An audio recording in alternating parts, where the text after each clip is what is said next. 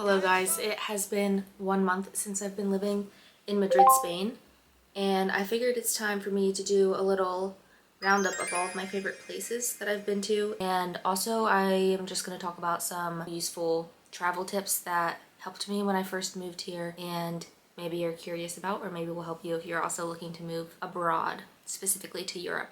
Here's the menu. Oh, I didn't even plan this out, but this wall is going to be a great space for text. And then also I'm gonna leave reviews, Google reviews, while I'm doing this to these places because obviously if they're my favorite then I have a good review to give and I know how helpful that can be for businesses.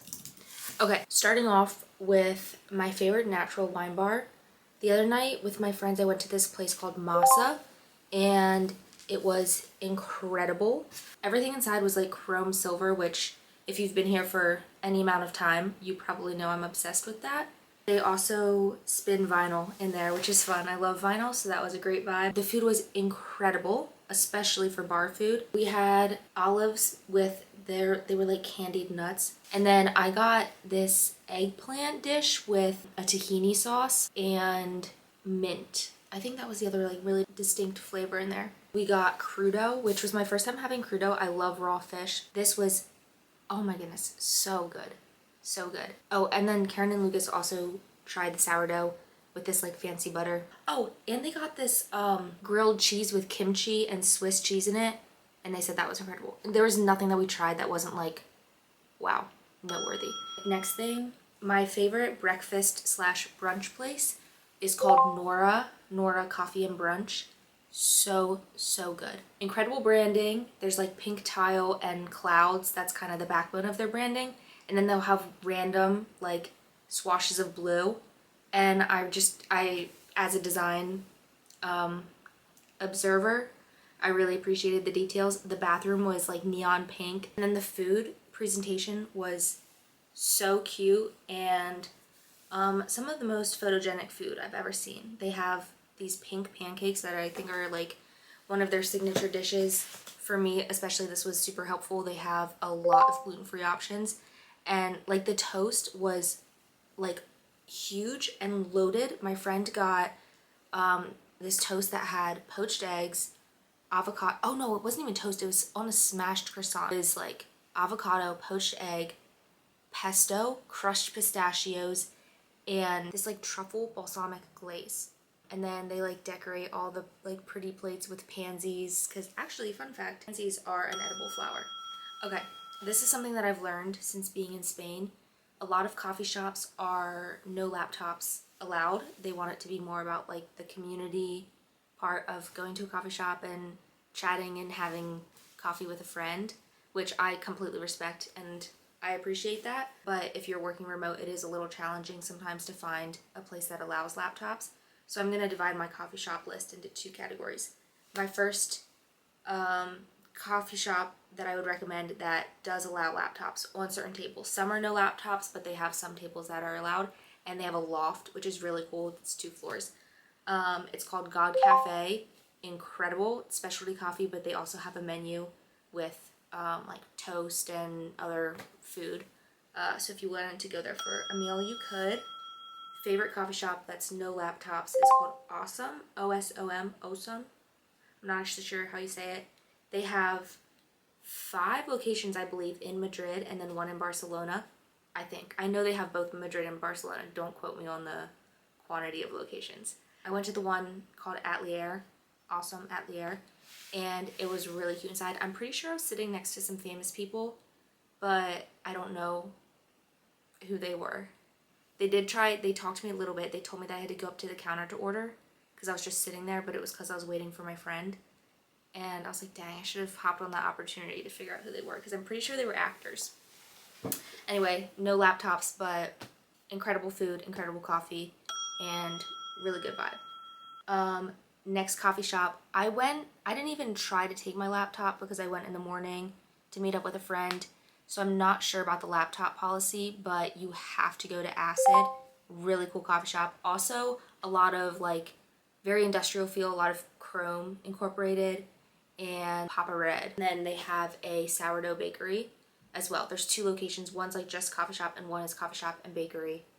but would recommend them both. Incredible branding, 10 out of 10. Moving on. Oh, okay. So the other thing with the laptop situation, and if you're trying to work remote, I've noticed that there's a lot of people that go to smaller restaurants that have Wi-Fi to do work. My favorite spot is Honest Screens. They have them all over. They have an incredible menu. Pretty much everything is gluten-free, very fresh food, very healthy. Love it. It's often A, packed because it's that delicious, and B, really loud, but most of them have a basement area, so I would just go hide out down there if I was trying to work, and then for sure take headphones if you're gonna go there to work because it is so loud.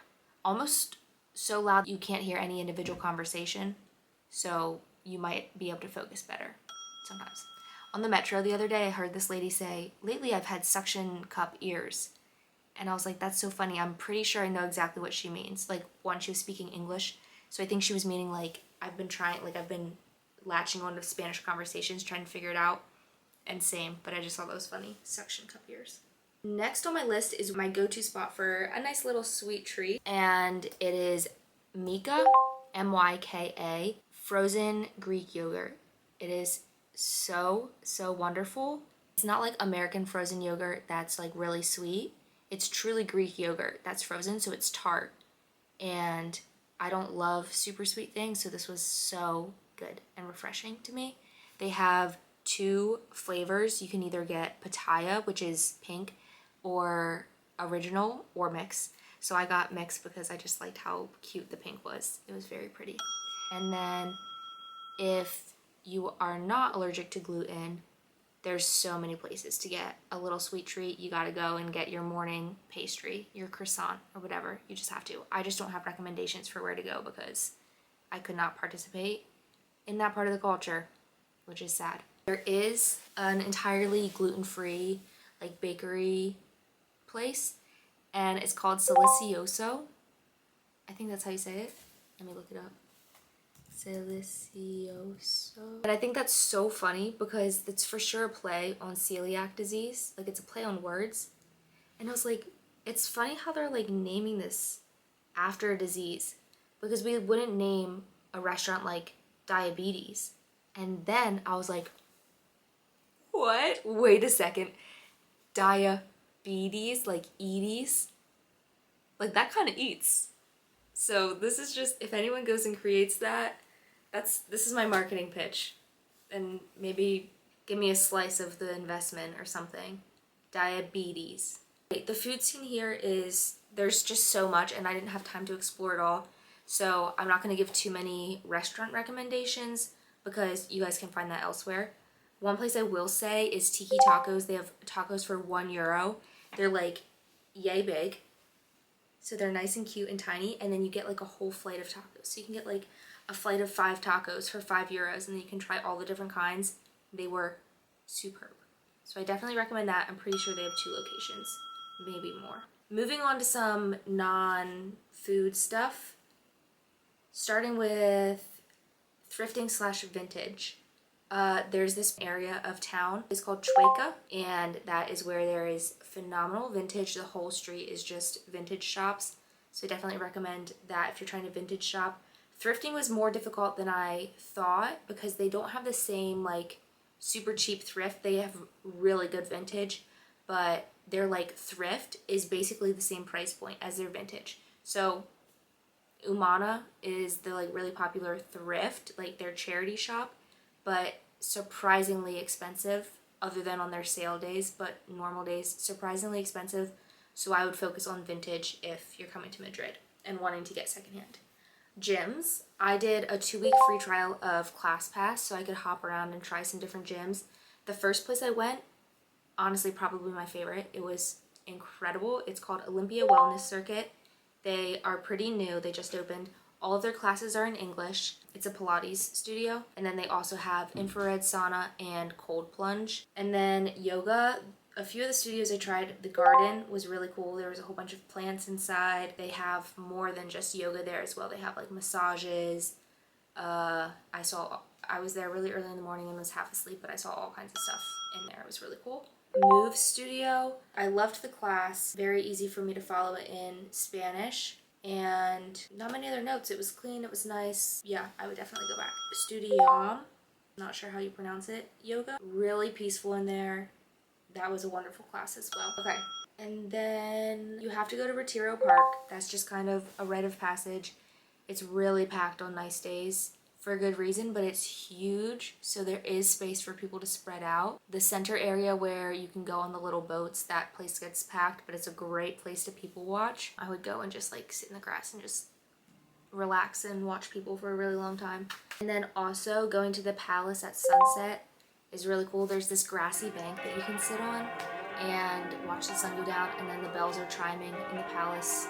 Or I guess there's a cathedral directly across from the palace, and maybe that's where the chiming bells were coming from. And then when I was walking to the metro after that, I walked through the most like euphoric, like unreal European streets, so quiet, and I felt like I was so present and in the moment, but I felt like I wasn't alive because it was almost too perfect. And the weather was wonderful and everything about it. It was great. So yeah, definitely get to the palace. And then if you guys have more location requests, let me know. There's some really cool museums here. I can give you some opinions on that. Oh, I also went to this really cool jazz bar that was in this basement and really tiny and tight, but it was cozy because it was raining out and it was a great vibe. I'll add what it's called because I forget. Then just a few more random tips that I've discovered to be helpful. The metro here is really easy to understand and navigate. It's clean, it's safe. I've had not great metro experiences in New York City, and I use the metro every day here and it's been great. You get a metro card when you first get here, and then you load it with 10 rides, and then you just reload the card every time. Like you just add 10 rides, and it's like €6.10 per 10 rides, which comes out to be like 80 cents a ride, I believe. So yeah, definitely use the metro. You can also use the bus system. You use the same metro card on the buses. The buses are a little less reliable. Like it might not show up when it says it's supposed to, but the metro, very reliable. Get an outlet adapter before you come. I can link one on Amazon below if that's helpful. And then use the app City Mapper for navigating and getting around. This was so nice. One, for walking, because Google Maps makes me feel like dyslexic because you'll be walking one direction and your thing is going backwards. But with City Mapper, whatever direction you're facing, you're always walking forward. So it's just easier, in my opinion, to navigate and use. So just the way that it explains like which metro stop to get on and off and all of that, it just like made a lot of sense in my brain. So that was super helpful. And then before I came, I got an international phone plan through my carrier, but I discovered after I got here, if you get an eSIM, which you can literally do through an app, and that's what I'm doing going forward for the rest of my stay here after this month, it'll be way cheaper and it's like super easy. Didn't want to do the SIM situation for the first month because I thought I was gonna have to get it in the airport, and I was landing super early, and I was like, watch the like place not be open when I land, and then I can't even get an Uber because I don't have any service or anything. So that's why I did the plan beforehand. But going forward, I'm gonna do the eSIM. I think that's all of the like tips and recommendations I have right now. I have so much I could talk about Madrid. I am truly in love. If you guys have more questions, comments, leave them below. And if you try out any of these places, maybe you already live in Madrid or you're here now and you try out any of these places, let me know what you think. I hope you love them as much as I did. Okay, I think that's all. Ciao. Oh, this is the other thing. I got my nails done today.